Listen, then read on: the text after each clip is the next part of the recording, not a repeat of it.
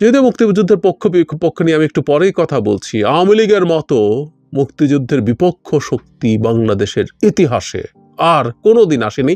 এই মিস তাপসী তাবাসসুমের ন্যূনতম নীতিবোধ থাকলে তিনি সেটা বুঝতে পারতেন। তিনি এই সরকারকে সেভাবে ব্লেম করতেন না। একজন এক্সিকিউটিভ ম্যাজিস্ট্রেট তাপসী তাবাসসুম উর্মি ওনার নাম। তিনি কর্মরত অবস্থায়, রাষ্ট্রীয় কাজে কর্মরত অবস্থায় এমন কিছু মন্তব্য করেছেন বর্তমান সরকার এবং সরাসরি প্রধান উপদেষ্টাকে নিয়ে, সেটা নিয়ে গতকাল সারাদিন বেশ আলোচনা সমালোচনায় মুখর ছিল আমাদের সামাজিক যোগাযোগ মাধ্যম।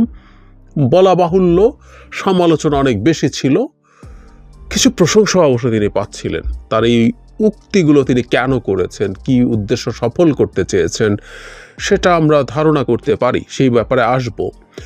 এরপর তাকে যখন আমি তার ফোনে ইন্টারভিউ দেখেছি, শুনেছি, টিভি চ্যানেলগুলো কেউ ইউটিউবে এটা আপলোড করেছে, সেখানেও তিনি তার অবস্থান থেকে বিন্দুমাত্র সরে আসেননি, বরং তিনি এমন কিছু কথা সেখানে যোগ করেছেন এগুলো আলোচনার দাবি রাখে। তাপসী কোন স্ট্যাটাসটা দিয়েছিলেন যেটা নিয়ে অনেক বেশি সমালোচনা হয়েছে। ইনফ্যাক্ট তার আরও স্ট্যাটাস আমাদের সামনে এসে হাজির হয়েছে যেগুলো ভয়ঙ্কর রকমভাবে আমরা নেগেটিভ বলতে পারি। তার অবস্থান, তার রাজনৈতিক একটা অবস্থান তিনি কোনো রাগঢাক করেননি। সর্বশেষ যেটা বলছেন, যে স্ট্যাটাসটা নিয়ে অনেক আলোচনা, সাংবিধানিক ভিত্তিহীন অন্তর্বর্তী সরকারের প্রধান উপদেষ্টা বলেছেন রিসেট বাটনে পুশ করা হয়েছে, অতীত মুছে গেছে, রিসেট বাটনে ক্লিক করে দেশের সব ইতিহাস মুছে ফেলেছেন তিনি। এতই সহজ, কাউন্টডাউন শুরু হয়ে গেছে আপনার মহাশয়। আমার এটার সাথে সাথে শেখ হাসিনার গতকালের 1 মাসও সরকার টিকবে না কথাটা মনে পড়ল। উনি কি তাকে দিয়ে ইন্সপায়ার্ড হয়েছেন কিনা তার এটা তারিখ আমি নিশ্চিতভাবে জানি না। সো কাউন্টডাউনের একদিন চলেও গেছে, তাপসী সম্ভবত কাউন্টডাউন করছেন আর কতটা দিন বাকি আছে। কিন্তু আসলে আমরা একটু যদি সিরিয়াসলি দেখার চেষ্টা করি, রিসেট বাটন পুশ করা, রিসেট বাটন নিয়ে আমাদের একটু কথা বলা দরকার আছে। কারণ ডক্টর ইউনূস ভয়েস অব আমেরিকাকে যখন এই কথাটা বলেছেন, সেই বাক্যটা, সেই বক্তব্যটাকে আমরা এক একজন এক এক রকমভাবে ইন্টারপ্রেট করেছি। আমি অস্বীকার করি না, আমাদের প্রত্যেকের মধ্যেই এক ধরনের কনফার্মেশন বায়াস থাকে। আমি যাকে বলছি যার মধ্যে কনফার্মেশন বায়াস আছে, আমি নিজেও সেটা ভুক্তভোগী হতে পারি। তারপরও আমরা ডক্টর ইউনূস ঠিক কী বলেছিলেন এবং সেটাকে আমরা কিভাবে দেখব সেই আলাপটাও করা দরকার আছে। উনি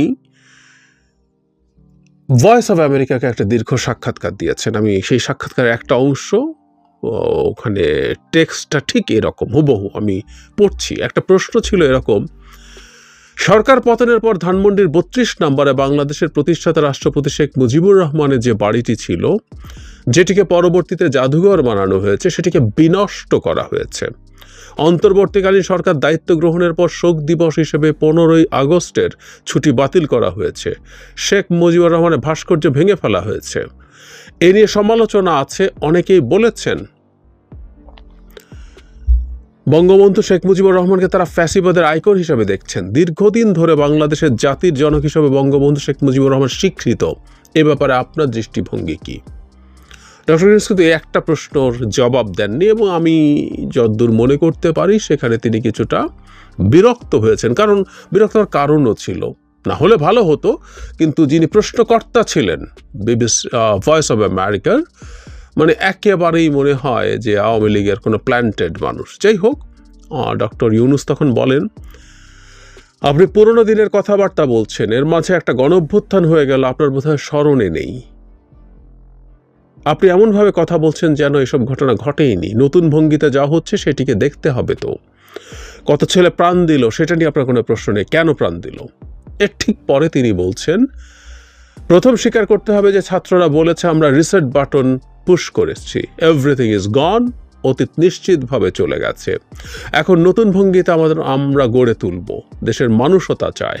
সেই নতুন ভঙ্গিতে গড়ে তোলার জন্য আমাদের সংস্কার করতে হবে। আমি অন্তত পড়ে মনে করি না ডক্টর ইউনূস কোনো জায়গায় মুক্তিযুদ্ধকে প্রশ্নবিদ্ধ করছেন? কোথাও না। কিন্তু কিছু কিছু জায়গায় তো ডিবেট আসলেই আছে, কারণ আমরা দেখব মিস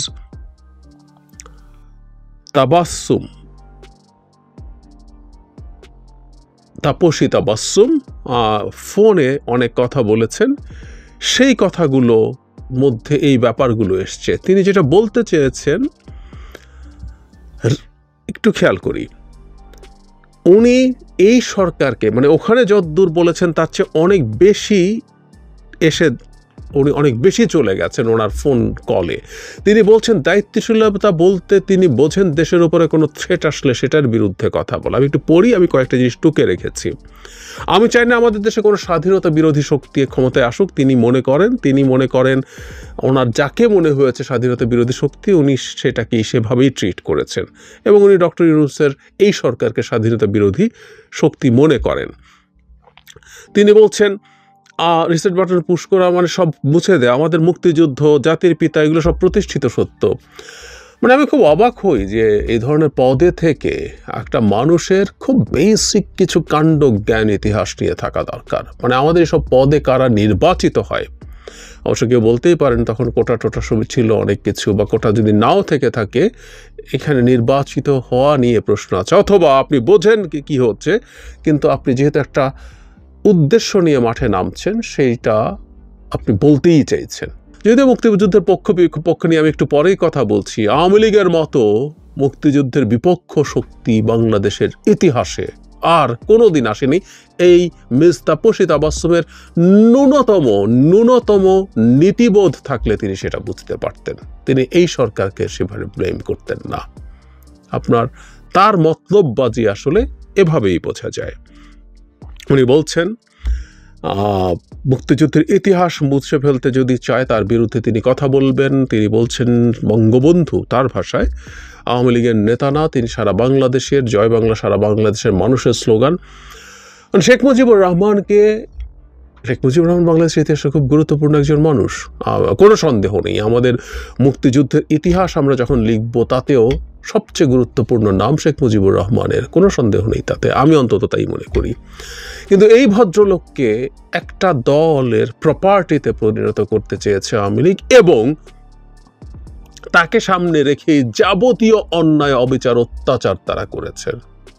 সুতরাং মুজিব আপাতত অন্তত একটা নেগেটিভ শব্দে পরিণত হয়েছে, নেগেটিভ ব্যক্তিতে পরিণত হয়েছে, ডেরোগেটরি হয়ে গেছে। এটা দায় তার কন্যাই এই পরিস্থিতি তৈরি করেছেন।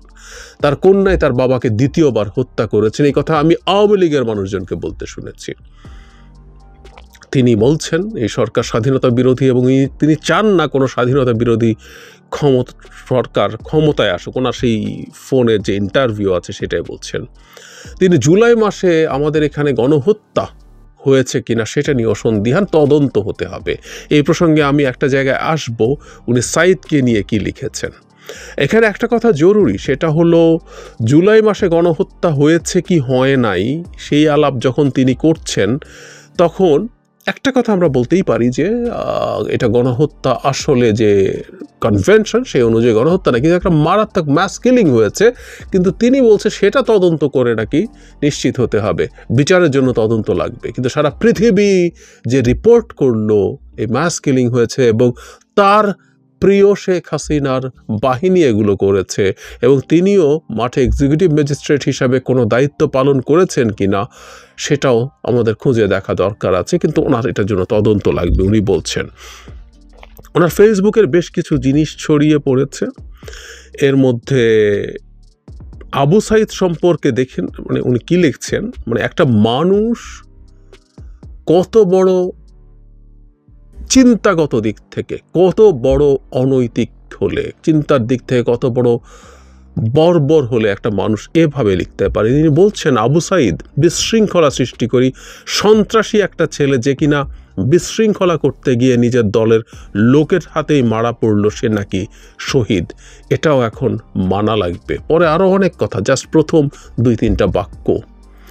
আমি বহু আওয়ামী লীগের মানুষকে, আওয়ামী লীগ করা মানুষকে বলতে শুনেছি যে সাইদের ভিডিও দেখার পর তারা আর ওটা নিতে পারেননি। আমি অনেককে বলতে শুনেছি, মানে আওয়ামী লীগ করা মানুষজন। আর এখানে একজন বসে কথা বলছেন এইভাবে।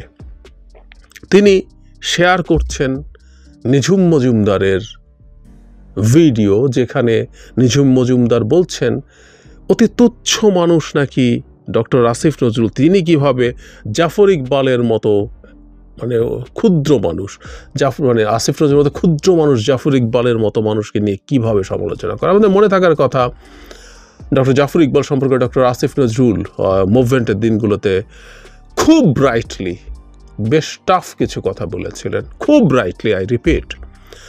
আর কে ক্ষুদ্র আর কে বড় এদেশের মানুষ দেখছে, মানুষ জানে। একজন আসিফ নজরুলের তুলনায় একজন জাফর ইকবাল ইজ নবডি, কেউ না।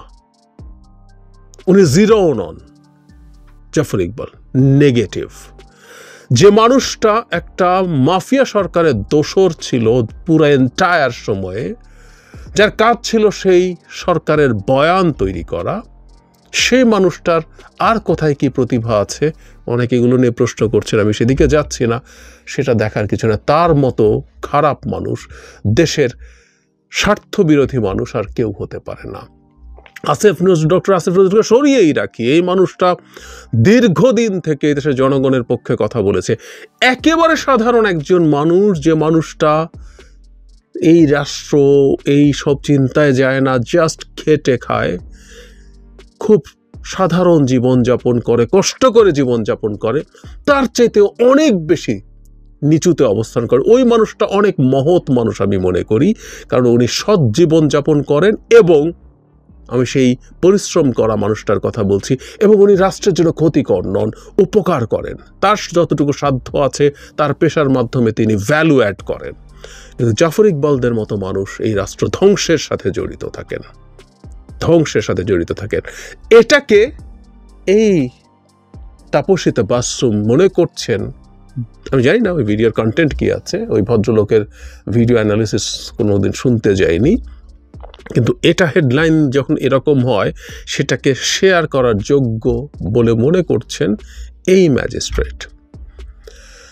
স্বাধীনতার পক্ষ আর স্বাধীনতার বিপক্ষ শক্তি, মিস তাপসীর খুব ভালো হতো যদি সংবিধানের আমাদের যে প্রিয়াম্বলে লেখা আছে, আমাদের স্বাধীনতার ঘোষণাপত্র, সাম্য, মানবিক মর্যাদা, সামাজিক ন্যায় বিচার, এটা যদি আমাদের স্বাধীনতার পক্ষে থাকার বিষয়ে স্বাধীনতার চেতনা হয়ে থাকে, জাস্ট মিলিয়ে নিলেই চলবে। অত্যন্ত বেসিক নলেজ সম্পর্কে যে কেউ বলতে পারে আওয়ামী লীগের মতো স্বাধীনতা বিরোধী শক্তি বাংলাদেশের ইতিহাসে আর কোনোদিন ছিল না।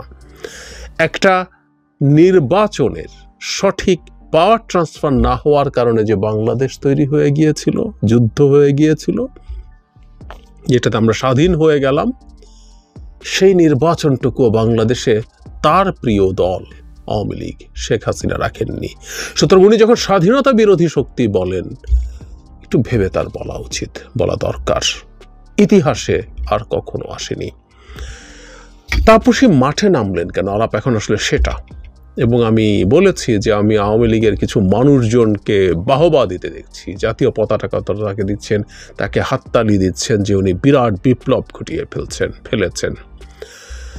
আমি এটা বলতেই চাই, বলতে পারি, সেটা হলো বাংলাদেশে আওয়ামী লীগের এক ধরনের পুনরুত্থান ঘটানোর চেষ্টা হচ্ছে। আমরা অনেকগুলো কনটেক্সট যদি একত্র করি, ভারতের মিডিয়াতে লেখা হচ্ছে শেখ হাসিনা নিজে তার ফোন কল রেকর্ড করিয়ে মাঠে ছাড়ছেন, দু একজন একটু একটু কথা বলছেন।